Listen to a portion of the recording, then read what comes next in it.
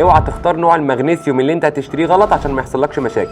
هقول لك اهم 3 انواع للمغنيسيوم وتختار انهي واحد فيهم المناسب ليك. انواع المغنيسيوم بتختلف في البايو افيلابيليتي او في قدره الجسم على امتصاصهم، واهم 3 انواع منهم هو المغنيسيوم جلايسينيت وده بيرتبط بحمض اميني اسمه الجلايسين، وتاني واحد فيهم المغنيسيوم سيتريت وده بيرتبط بالسيتريك اسيد او حمض الستريك اللي بيبقى موجود في الفواكه الحمضيه. ثالث نوع هو المغنيسيوم ماليت وده اللي بيبقى مرتبط بماليك اسيد، ده برضو حمض بيبقى موجود في بعض انواع الخضروات. كل نوع فيهم ليه فايده وليه عيب. يعني مثلا المغنيسيوم سيتريت هيبقى مناسب ليك جدا لو انت بتعاني من الامساك، هيساعدك جدا انك تتخلص من مشاكل الامساك، ولكن لو ما عندكش ممكن يعمل لك مشاكل ويسبب لك الاسهال. اما المغنيسيوم جلايسينيت بيستخدم في تهدئه الاعصاب وتحسين جوده النوم علشان بيبقى مرتبط بالجلايسين اللي بدوره بيحسن من النواقل العصبيه اللي بتخليك تدخل في جوده نوم عاليه. كمان بيشتغل كمضاد جيد جدا للاكسده.